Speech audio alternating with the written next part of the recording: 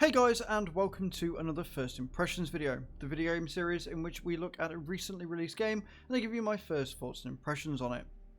Today we're looking at the rather prosperous looking Expedition Zero, which is unfortunately very lackluster in its design, in that it's broken. Very broken, I can't get past a certain scene.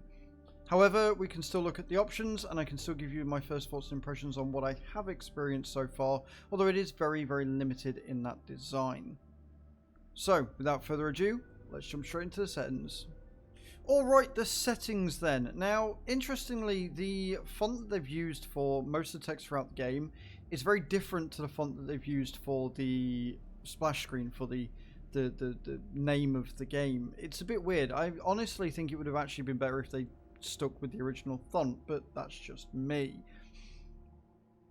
The actual options themselves aren't terrible. You've got a fair amount here. Interestingly enough, it does start with motion blur, and there's tons of different settings for motion blur.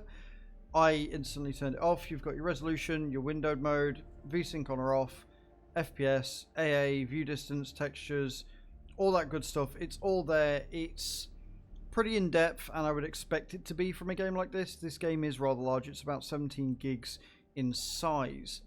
Your audio, it does start everything at max, and the game is quite loud, but the audio itself isn't bad. It does fit the theme of the entire game very well. I believe that it does. Your controls, this is where things start going a bit south. This is where it starts going not great. As you can see, it does have a controller sort of input, but it doesn't really work. It doesn't detect it in game. The pop-ups and the tutorials come up as mouse and keyboard only, whether you're using the controller or not. And also the axis for your right thumbstick, where you look up and down, is inverted. And I tried hitting the invert axis Y and X to see if it would fix it, and it didn't. So I don't know whether that's a bug or whether that is by design, but I personally hate it. If I look up, I want to look up, not down. It's confusing, it's disorienting, I don't like it, make it change. It does seem that you can rebind your keys though, and like I say, it does seem to have everything for the gamepad, but it would be nice if when you use the gamepad, the tool tips and the prompts change to that gamepad so that I know what the hell I'm pressing. It's really confusing when it's telling you to do keyboard controls when you're trying to use a controller, and vice versa, but it doesn't come up with anything for controller at all. Then you've got your language. A fair amount here. There's not anything wrong with the language. It would be nice if there was maybe a few more accessibility options, but on the whole, not a bad options menu. Now let's get into the game, and I will try and explain what I've experienced so far, but again, it is very limited because the game is broken for me and I cannot progress past where I am. Let's jump in. Alright, so we're in the game. As you can see, it's first person. You've got your health, your battery charge, and I'm assuming weather in the bottom left hand corner. You've got an inventory available. It shows you all the things you've got, whether you've got a weapon and all that good stuff. Your objectives are on the next screen. It does tell you what you've got to do, and then you've got your tutorial down in the bottom as well for everything that you've done so far. Pretty bog standard for most RPGs. It does have voice acting. Honestly, the voice acting isn't anything special. Some of it's okay, some of it's a bit questionable, and you can run but not very fast. There are things that you can find and pick up, very survival-esque in that way, and you can equip certain things like a backpack to enable you to carry more. Outside of that, I can't really say much because I haven't got very far.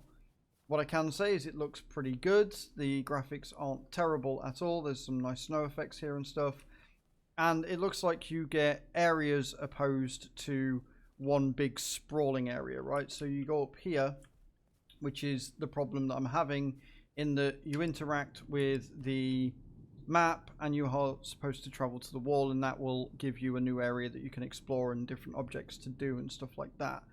The problem I'm having, and the reason why I haven't got any further, is because I hit the wall and it takes me to this traveling scene. Now, I can still move about. I can hear my feet in the background walking in the snow. But this is all I see. Either one of two things is happening. Either the loading time is that obscenely long that I think the game is frozen, or the game isn't loading the scene it's supposed to. As a result, I cannot travel further with the game. I've loaded out, I've loaded back to the main menu, I've closed it out, I've gone in again, nothing works. This is as far as I can get. I don't know if anybody else is having this bug, but I cannot proceed. So I can't tell you if the game is good or if the game is bad, because this is all I see. The game has potential, and I do kind of want to see what's happening and why I'm out in this wilderness and see how the survival aspects are, see what the combat's like, but I can't because it's broken. So, day one release, very buggy, doesn't want to load. The controller scheme setup is bad and apparently doesn't want to work for me. And the prompts, whether I'm using controller or not, always come up as keyboard. I cannot, in good faith, recommend this game in this state. It's that simple. This has left a very, very bad taste in my mouth, and I'm going to leave the video there because I physically can't go any further. Thank you very much for watching, guys. I'm sorry that I can't deep dive into this a bit more. I would rather like to. I was very excited to try this game. However, as you can see, it's a broken, buggy mess. Thank you very much for watching, and I hope to see you all next time. Ciao, ciao.